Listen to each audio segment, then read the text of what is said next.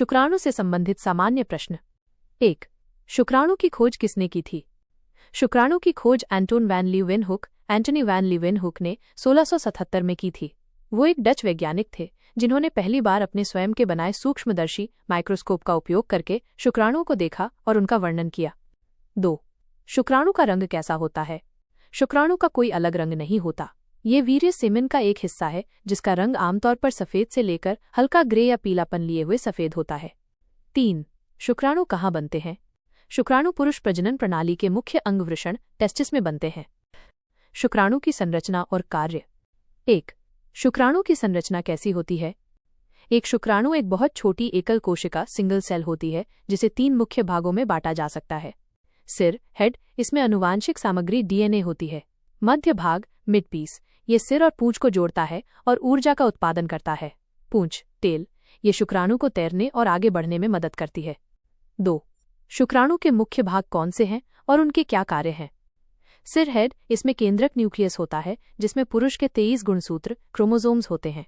सिर का ऊपरी हिस्सा एक्रोसोम कहलाता है जिसमें ऐसे एंजाइम होते हैं जो अंडाणु एक की बाहरी परत को भेदने में मदद करते हैं। मध्य भाग मिड पीस, इसमें माइटोकॉन्ड्रिया नामक संरचनाएं होती हैं। ये माइटोकॉन्ड्रिया शुक्राणु को गति के लिए आवश्यक ऊर्जा एटीपी प्रदान करते हैं। पूंछ टेल, इसे फ्लैजेलम भी कहते हैं। ये पूंछ एक चाबुक की तरह चलती है जिससे शुक्राणु द्रव में तैरकर आगे बढ़ पाता है। 3. शुक्राणु के सिर में क्या होता है और इसका क्या महत्व है? शुक्राणु के सिर में आनुवंशिक सामग्री जेनेटिक मटेरियल यानी डीएनए होता है। यह पुरुष के 23 गुणसूत्रों को धारण करता है। इसका महत्व ये है कि यह निषेचन फर्टिलाइजेशन के दौरान अंडाणु के डीएनए के साथ मिलकर एक नए जीव का निर्माण करता है। सिर के शीर्ष पर मौजूद एक्रोसोम अंडाणु की बाहरी परत को भेदने में महत्वपूर्ण भूमिका निभाता है। 4. शुक्राणु की पूंछ टेल का क्या कार्य होता है? शुक्राणु की पूंछ का मुख्य कार्य गति प्रदान करना है। यह पूंछ एक चाबुक की तरह हिलती है जिससे शुक्राणु महिला प्रजनन मार्ग फीमेल रिप्रोडक्टिव ट्रैक्ट में तैरकर अंडाणु तक पहुंच पाता है। यह गतिशीलता मोटिलिटी ही शुक्राणु की सफलता के लिए सबसे महत्वपूर्ण है। 5. शुक्राणु का निर्माण कहाँ होता है? शुक्राणु का निर्माण वृषण टेस्टिस के अंदर स्थित शुक्राणु जनन नलिकाओं सेमिनिफरस ट्यूब्यूल्स में होता है। 6. शुक्राणु बनने की प्रक्रिया को क्या कहा जाता है? इस प्रक्रिया को शुक्राणु जनन स्पर्मेटोजेनेसिस कहा जाता है। यह एक जटिल प्रक्रिया है जिसमें वृषण की कोशिकाओं से परिपक्व शुक्राणु बनते हैं। 7. एक शुक्राणु और एक अंडाणु में क्या अंतर है? विशेषता। शुक्राणु स्पर्म, अंडाणु एग ओवम। आकार बहुत छोटा होता है, इसमें सिर, मध्य भाग और पूंछ होती है। बहुत बड़ा होता है, मानव शरीर की सबसे बड़ी कोशिका। गतिशीलता, गतिशील मोटाइल होता है, अपनी पूंछ से चलता है। अचल इमोटाइल होता है, खुद से गति नहीं कर सकता। उत्पादन, वृषण में लगातार लाखों की संख्या में बनते हैं। अंडाशय ओवरी में मासिक धर्म चक्र के दौरान एक एक करके बनते हैं। भूमिका, पुरुष की आनुवंशिक सामग्री को अंडाणु तक पहुंचाना, महिला की आनुवंशिक सामग्री को धारण करना और भ्रूण का पोषण करना। 8. शुक्राणु को गति के लिए ऊर्जा कहाँ से मिलती है? शुक्राणु को गति के लिए ऊर्जा उसके मध्य भाग मिड पीस में मौजूद माइटोकॉन्ड्रिया से मिलती है। माइटोकॉन्ड्रिया एक प्रकार की कोशिका का अंग है जो ग्लूकोज को तोड़कर एटीपी नामक ऊर्जा अणु का उत्पादन करता है। पुरुष प्रजनन तंत्र और स्वास्थ्य। 1. पुरुष प्रजनन तंत्र के मुख्य अंग कौन से हैं?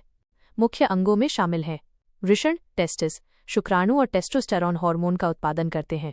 अधिवृषण एपिडिडिमिस, शुक्राणु का भंडारण और परिपक्वता होती है। शुक्रामेनी वास डेफरेंस, शुक्राणुओं को अधिवृषण से मूत्रमार्ग तक ले जाती है।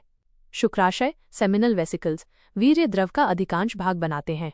प्रोस्टेट ग्रंथि प्रोस्टेट ग्लैंड, वीर्य में क्षारीय द्रव मिलाती है। शिश्न पेनिस, संभोग के लिए उपयोग होने वाला अंग। 2. वृषण टेस्टिस का क्या कार्य है? वृषण के 2 मुख्य कार्य हैं। 1. शुक्राणु का उत्पादन स्पर्मेटोजेनेसिस, वृषण में शुक्राणुजन नलिकाएं होती हैं जहां शुक्राणु बनते हैं। 2. टेस्टोस्टेरोन हार्मोन का उत्पादन, ये पुरुष में यौन और शारीरिक विशेषताओं के विकास के लिए महत्वपूर्ण हार्मोन है। 3. शुक्राणु बनने के लिए शरीर का इष्टतम तापमान क्या होता है? शुक्राणु के उत्पादन के लिए शरीर का तापमान शरीर के सामान्य तापमान से लगभग 2-3 डिग्री सेल्सियस कम होना चाहिए। यही कारण है कि वृषण शरीर के बाहर अंडकोश की थैली स्क्रोटम में स्थित होते हैं। 4. वीर्य सेमन क्या होता है और इसमें शुक्राणु के अलावा क्या क्या होता है? वीर्य सेमेन वो तरल पदार्थ है जो संभोग के दौरान शिश्न से निकलता है। यह एक जटिल मिश्रण है जिसमें शुक्राणु और कई ग्रंथियों द्वारा बनाया गया द्रव होता है। शुक्राणु के अलावा वीर्य में मुख्य रूप से शामिल हैं शुक्राशय द्रव, सेमिनल वेसिकल फ्लूइड, इसमें फ्रुक्टोज होता है जो शुक्राणु को ऊर्जा देता है। प्रोस्टेट द्रव, प्रोस्टेट फ्लूइड, ये क्षारीय होता है और योनि के अम्लीय वातावरण को बेअसर करने में मदद करता है। बल्बोयूरेथ्रल ग्रंथियों का द्रव, ये मूत्रमार्ग को साफ करता है। 5. शुक्राणु की गतिशीलता, मोटिलिटी क्यों महत्वपूर्ण है? शुक्राणु की गतिशीलता सबसे महत्वपूर्ण कारक है क्योंकि ये शुक्राणु को महिला प्रजनन मार्ग में तैरकर अंडाणु तक पहुंचने में मदद करती है।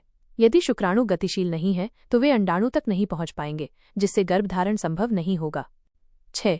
गर्भधारण के लिए सामान्य शुक्राणुओं की संख्या कितनी होनी चाहिए? विश्व स्वास्थ्य संगठन WHO के अनुसार प्रति मिलीलीटर वीर्य में 15 मिलियन 1.5 करोड़ या उससे अधिक शुक्राणु होने को सामान्य माना जाता है।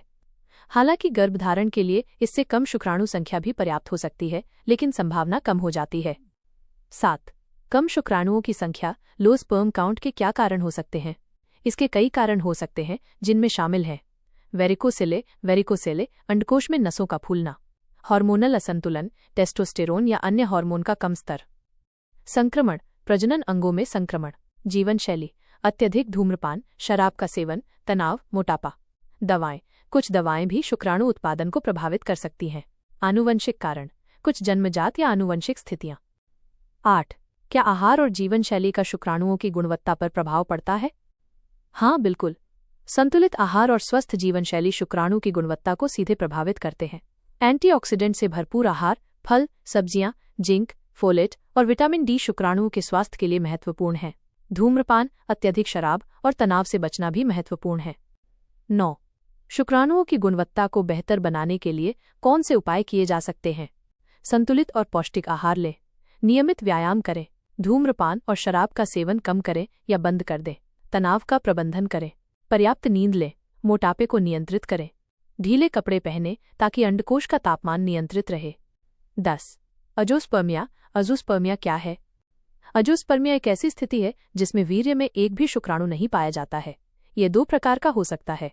ऑब्स्ट्रक्टिव अजोस्पर्मिया, शुक्राणु बनते हैं लेकिन नसों में रुकावट के कारण बाहर नहीं आ पाते। नॉन ऑब्स्ट्रक्टिव अजोस्पर्मिया, वृषण में शुक्राणु का उत्पादन ही नहीं हो पाता। 11. ओलिगोस्पर्मिया। ओलिगोस्पर्मिया क्या है?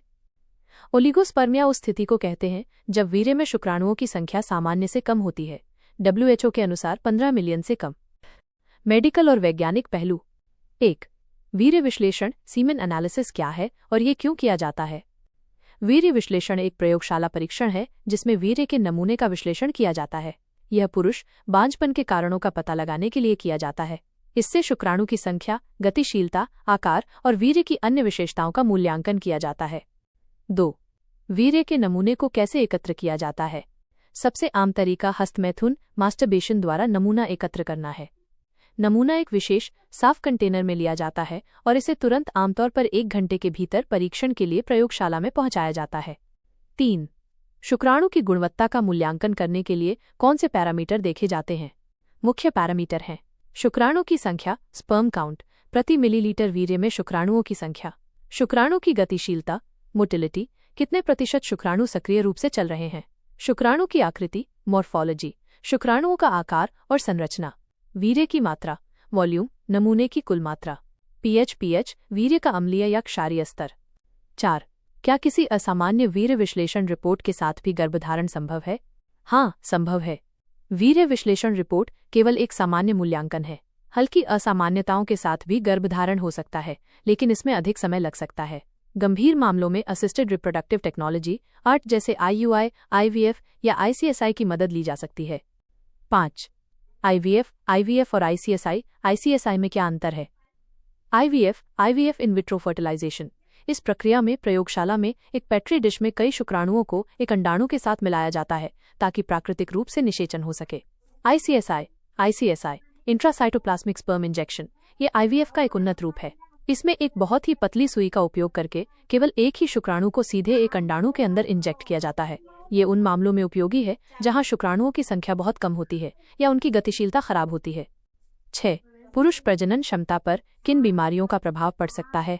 कई बीमारियां पुरुष प्रजनन क्षमता को प्रभावित कर सकती हैं, जैसे यौन संचारित रोग, STIs, गोनोरिया, क्लैमाइडिया आदि। हार्मोनल विकार, पिट्यूटरी ग्रंथि या हाइपोथैलेमस की समस्याएं। वारिकोसेल, अंडकोश की नसों में सूजन। जेनेटिक बीमारियां जैसे क्लाइनफेल्टर सिंड्रोम। मधुमेह, डायबिटीज, ये भी प्रजनन क्षमता को प्रभावित कर सकता है।